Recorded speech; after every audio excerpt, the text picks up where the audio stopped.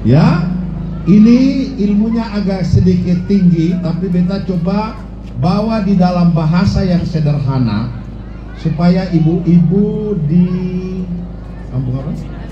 Namsina bisa mengerti. Baik, ibu-ibu, uang yang dari pohon swasta itu, kalau ibu punya suami dapat emas, dia jual, dia dapat duit.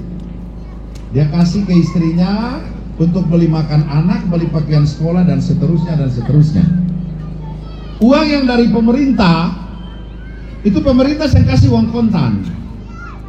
Pemerintah bikin proyek, pemerintah suruh gali got, nanti ibu punya suami tukang batu, kerja got, nanti dapat upah. Ya ibu-ibu ya. Nah, ibu akan dapat uang dari situ.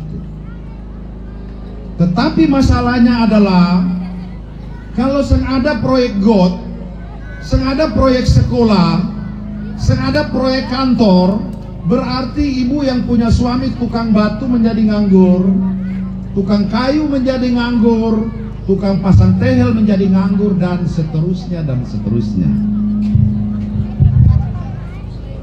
Oleh karena itu, pemimpin itu harus sama dengan seorang ibu. Seorang ibu itu punya anaknya 5. Meskipun uangnya tidak cukup, tapi ibu adalah manajer yang baik. Beta kakak beradik 5. Beta pemama janda. Beta pemama itu manajer yang baik. Bapak meninggal, beta masih kecil. Tapi beta pemama anaknya 5.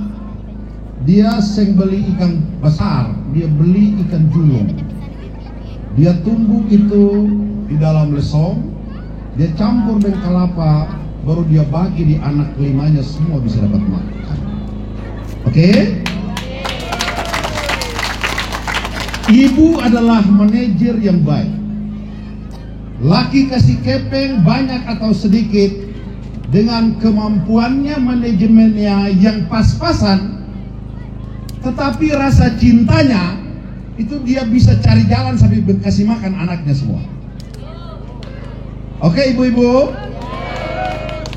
seorang pemimpin tidak saja dia pintar, tetapi di atas itu semua dia harus memiliki rasa cinta. Pemimpin yang punya rasa cinta kepada rakyat sama dengan seorang ibu yang menyayangi anak-anaknya. Dia akan cari jalan apa saja untuk anak-anaknya bisa makan. Ibu-ibu dan bapak-bapak semua, hari ini ada seorang bapak dan ibu di desa apa namanya? Namsina.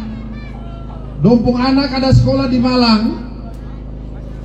Dia mau anak telepon, Pak, Bapak kalau saya bayar beta punya uang kuliah, bulan depan beta sudah dikeluarkan dari kampus.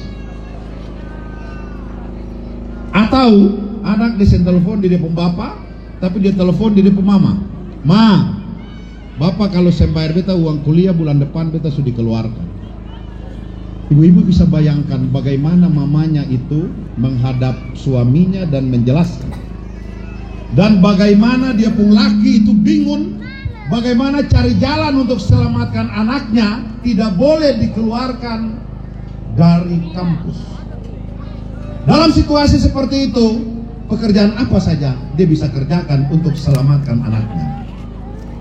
Oke ibu-ibu, bisa dimengerti?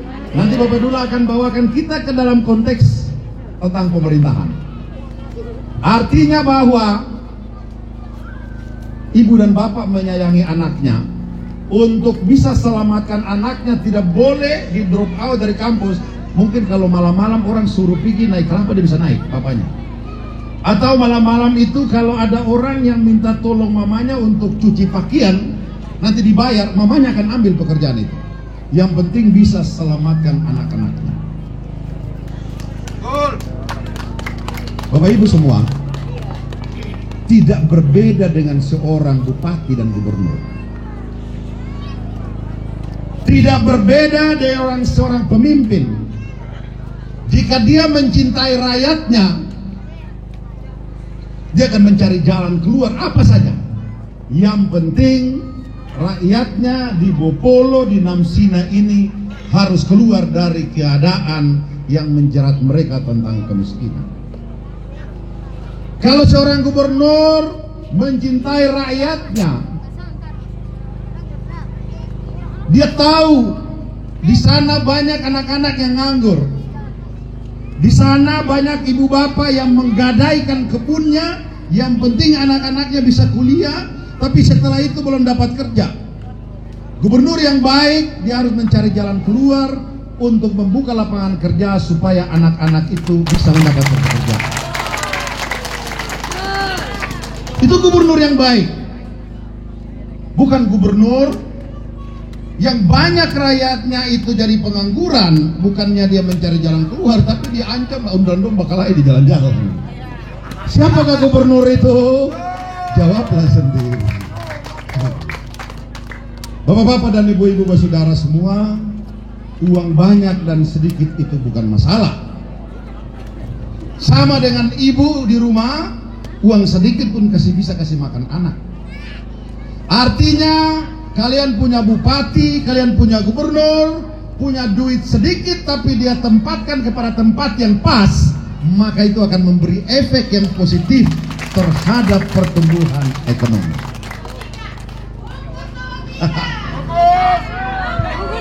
Bapak-bapak dan ibu-ibu, tadi Bapak Dula menceritakan tentang kita punya uang, saya hitung-hitung sekitar 30 triliun. Masih ada Kementerian Agama, masih ada gaji polisi, masih ada gaji tentara, masih ada emas di Gunung Botak. Kenapa begitu uang banyak? Tapi uangnya kok kelihatannya kayak kosong gitu. Benar? Nah, mari Bapak cerita. Ibu beli beras di mana?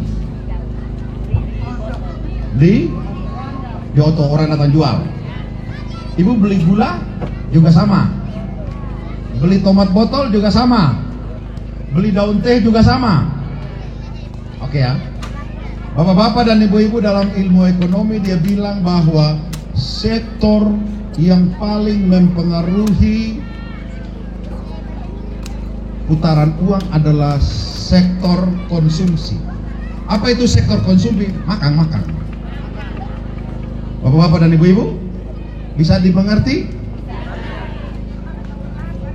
Negara kasih kita uang sekian puluh triliun ke Maluku melalui gaji, melalui proyek, tapi uang itu kemudian kita belanja makan. Dan mulai beras, gula sampai paku daun seng itu barangnya di Surabaya semua. Jadi uang yang dibawa dari Jakarta ke sini kita balik lagi ke Jawa semua. Itu yang membuat uang tidak ada. Gubernur yang cerdas harus menjaga uang itu tidak boleh lari semua ke Jawa. Apa caranya? Sudah benar. Buru dan Seram itu sudah diploting sebagai lumbung pangan untuk Maluku. Buru dan Seram itu sudah diploting oleh negara, orang itu supplier beras untuk memenuhi kebutuhan masyarakat Maluku. Tapi per hari ini ketemu makan beras dari Surabaya. Benar? Apa artinya semua itu? Ya artinya karena irigasinya nggak becus, pengairannya tidak selesai, maka petaninya tidak bisa produksi beras. Nah, selama ini gubernur tidak pernah mengerti bahwa uang itu kenapa dia balik ke sana, karena semua kebutuhan itu belanjanya ke Surabaya. Jadi uang dari Jakarta bawa ke sini balik lagi ke sana. Apalagi kalau bupati gubernur yang tukang berjalan ke Jakarta. Ya, bapak-bapak dan ibu-ibu, Bapak Dula ini pernah jadi bupati. Jadi kita biasa dari daerah bawa duit perjalanan dinas anggota DPR bawa ke Jakarta, kita bagi lagi di Jakarta. Masuk di karaoke, kita bagi di kaum duafa yang ada di sana. Hah? Cuci mata.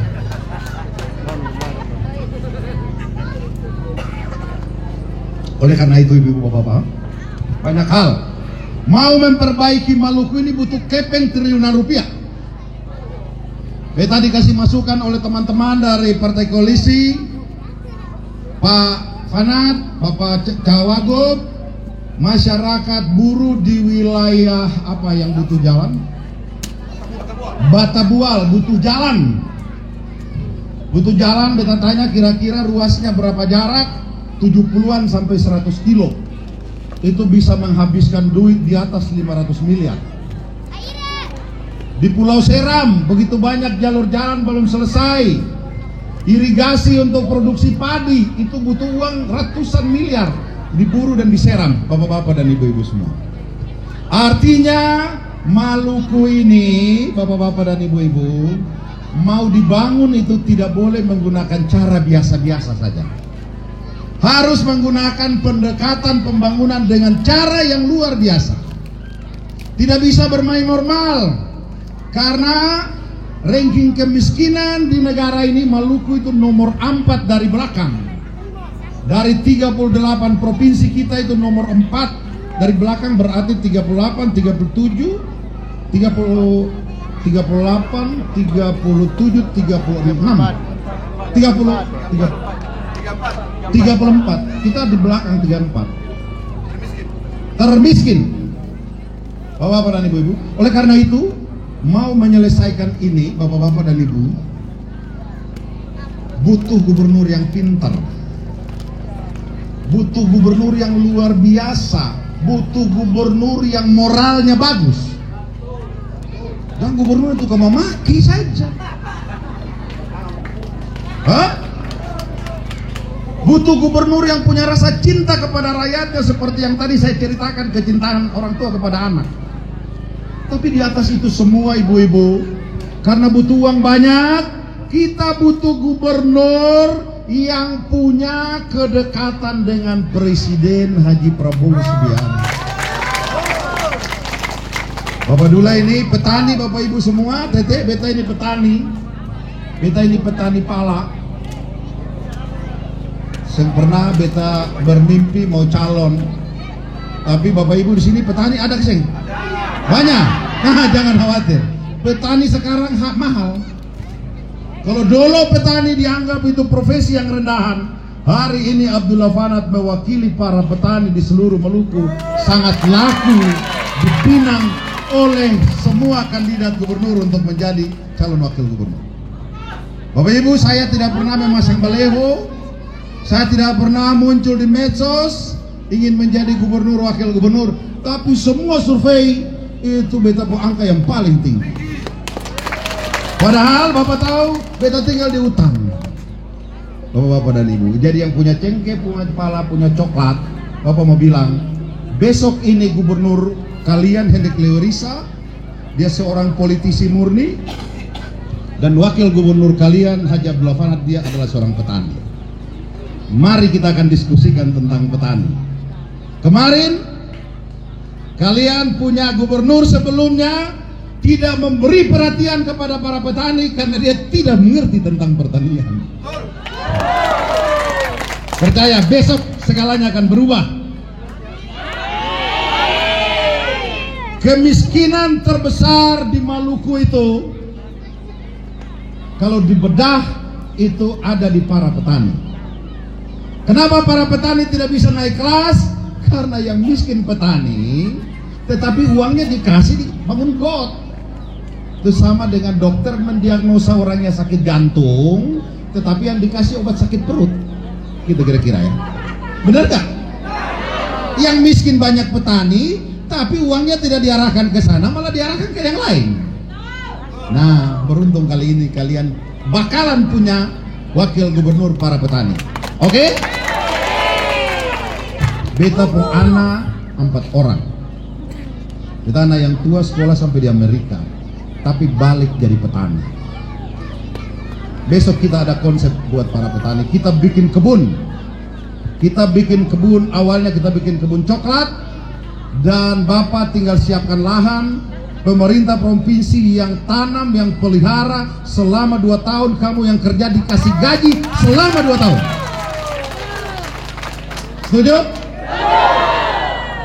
Itu yang saya bilang. Kalau Gunung Botak bisa mendatangkan uang, Cengkeh bisa mendatangkan uang, Kopra bisa mendatangkan uang, kita bikin lagi komoditi yang lain. Tidak boleh kita tanam buah-buahan terlalu banyak. Kita harus menanam komoditi yang masuk di pasar ekspor. Jelas? Beruntung Anda punya wakil gubernur besok adalah seorang petani. Kita bersyukur Pak Hendrik Lewerisa sebelum menjadi gubernur, tetapi dia sudah menyuarakan tentang tengke pala kopra di Senayan sana sehingga harganya cenderung stabil. Ya, bapak-bapak dan ibu-ibu, kita membutuhkan tangan presiden untuk membantu merubah keadaan kita di sini. Dan tangan presiden itu ke Maluku cuma satu caranya, melalui orang yang namanya Hendrik Lewerisa. Tidak ada yang lain. Oleh karena itu, bapak-bapak dan ibu-ibu, kalau yang kemarin ada yang gubernur datang ke sini kampanye, bapak cuma bilang begini, Pak, kemarin kok bapak gagal, sekarang kenapa berani maju lagi? Gitu. Ibu-ibu, orang kalau gagal pertama, itu gak mungkin di keduanya dia berhasil, Pak. Yang gagal pertama tetap gagal itu sudah. Karena orang jadi gubernur cuma 2 kali, Pak. Yang pertama itu mesti berhasil supaya yang kedua itu orang pilih lagi. Tapi kalau yang pertama sudah gagal, yang kedua itu gagal itu sudah. Iya, karena saya ada lagi periode ketiga. Oke? Nah, begini bapak-bapak dan ibu-ibu. Pak Prabowo punya program yang namanya makan bergizi gratis.